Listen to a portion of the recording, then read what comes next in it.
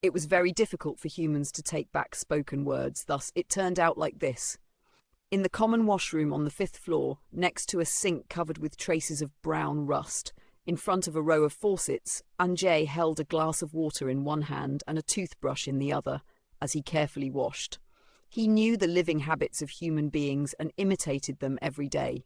However, today, this attitude was more caution than usual because the colonel was beside him.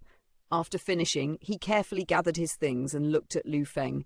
Lu Feng had just washed his face with cold water, and his hair was wet with a few crystal droplets of water like melted snow beads. Anjay silently handed him a towel.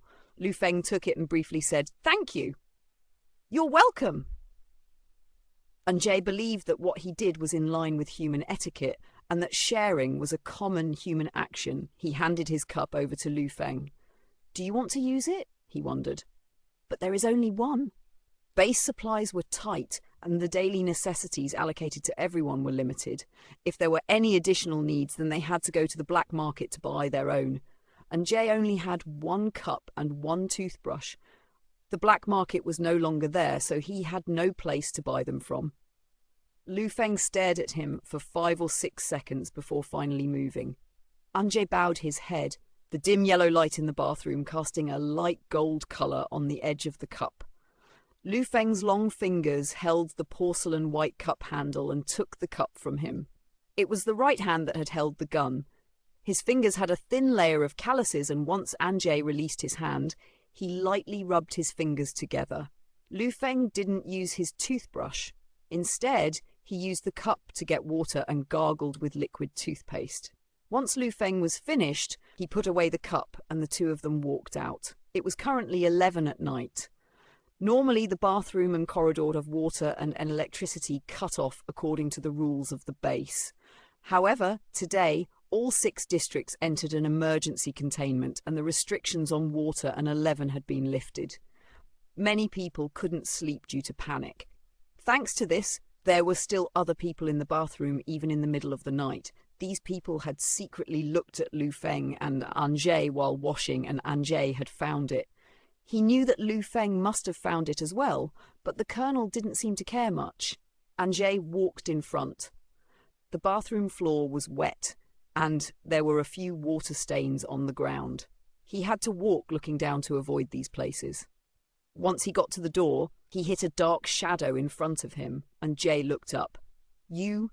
It was Josie's voice, and Jay subconsciously stepped back and bumped into Lu Feng's chest. He saw Josie looking at him and wanting to say something. Then Josie's eyes shifted, and he stiffened. Anjay was also in a semi-frozen state. Josie was blocking the door, so Anjay couldn't go in or out. Just then, his shoulders sank slightly. Lu Feng's fingers were on it. Josie's eyes were wide open, and Anjay could almost see the shaking in his pupils. The next moment, Josie lowered his head and stepped back and to the side, giving way at the door with a respectful gesture. Lu Feng held Anjay's shoulder and exerted a bit of force, taking Anjay out the door before letting go. All of this happened in a moment.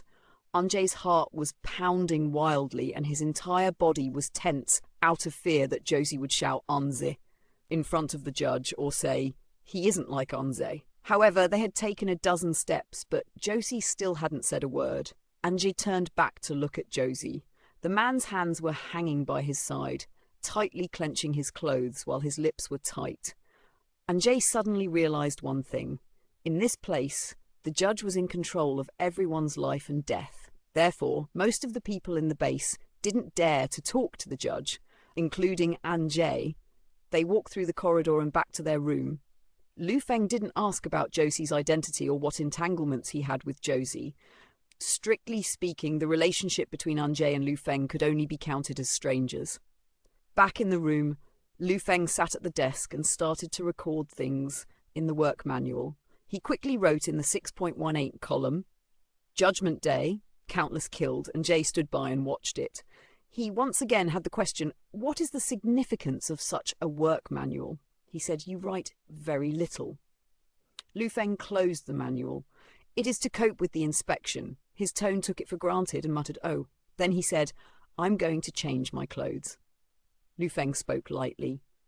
Yes, and Jay took off his daytime clothes and wore very soft white cotton pajamas. After changing, he opened the quilt and got into the bed.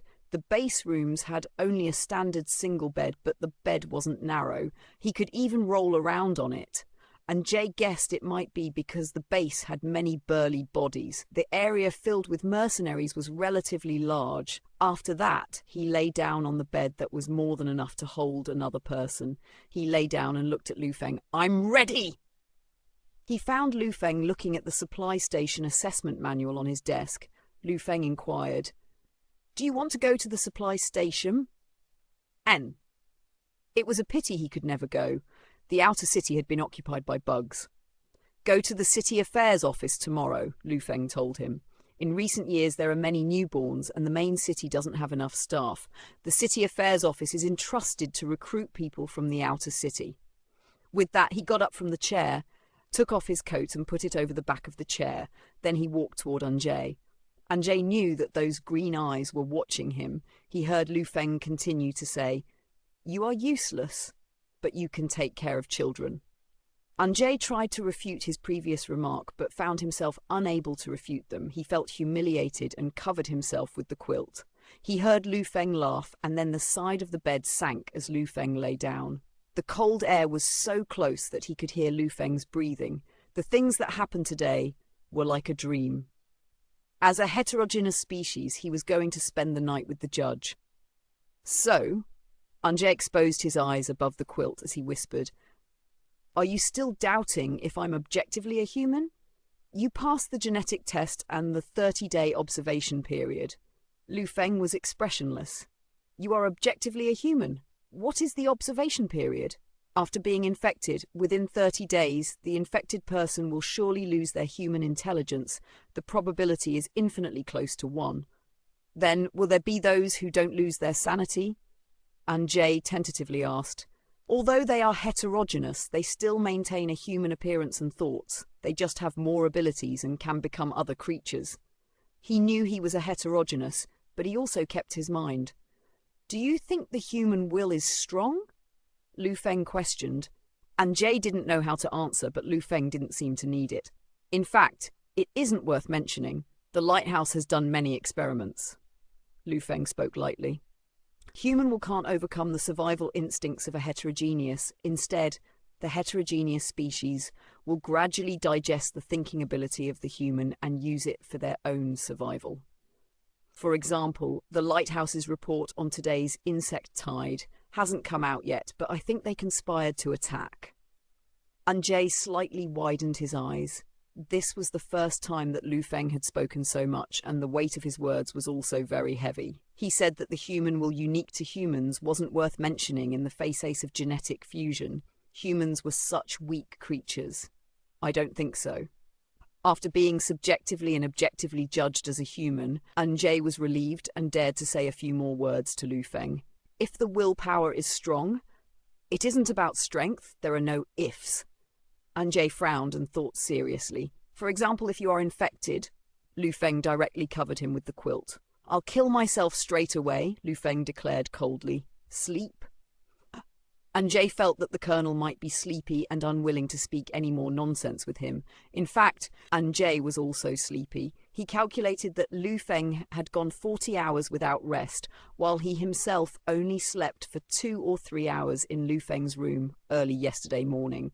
He fell asleep almost the moment he closed his eyes.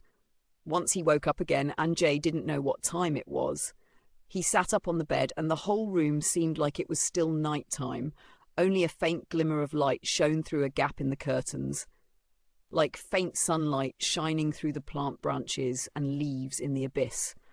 After opening the curtains, the room was still dark and it was cloudy outside. He took out the communicator and glanced at it. It was 11 in the morning. Suddenly, Anjay felt that he had forgotten something. He was agitated and completely woke up. The first thing he did was to look at the bed. There was nothing. Only he was present, and it was the same for the room. Then he found the paper on the table with a ballpoint pen next to it. Anjay got out of bed and came to the table. Picking it up, it was the poster protesting the atrocities of the judges. He turned it over and saw a few words in black writing on the back. Gone. If there is something, then call me Lu Feng, and Jie didn't know why, but he smiled. He thought that Lu Feng's note was as simple as his work manual. He put down the note and went to the closest to choose cloths to go to the city affairs office. He thought for a long time before finally taking out a grey sweater.